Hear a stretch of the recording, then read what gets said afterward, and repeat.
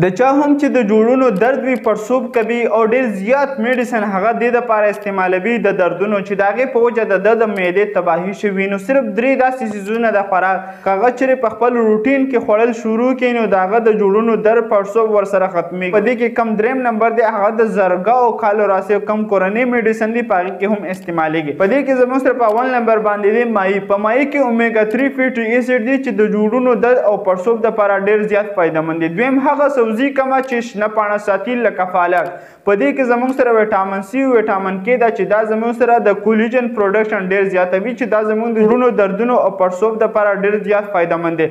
دریم زموږ سره دی هلدي یعنې کورکمن. په دې کې زموږ سره کیمیکل داسې کمپاوند دی کوم ته چې سرکومین ویل شي چې دا زموږ سره د جوړونو درد پړسوب دا ختموي. که چېرې تاسو دې سره ادرک میلاول شروع کړئ نو د دې فایده یو په ډبل کیږي. که چېرې تاسو وایئ چې موږ د جوړونو درد پړسوب همدغه شان نور مختلف قسم بیمارو نه ځان وساتو نو دې دپاره تاسو روزانه 1 غنټه اکسرسایز کوئ، ورزش کوئ، صحتمند خوراک کوئ او خپل وزن د زیاتېدو نه پرهیز کوئ او ورسره د هغه میډیسن نه پرهیز کوئ کوم چې د دردونو دپاره استعمالیږي. دا ویډیو د هغوی سره خامخا شیر کې چاته چې د جوړونو مسله وي یا هغه بار بار میډیسن د دردونو استعمالوي چې د هغه د معدې تباهي شوي همدغه شان میډیکل انفارمیشن دپاره زموږ سره اوسئ. شکر اعلی.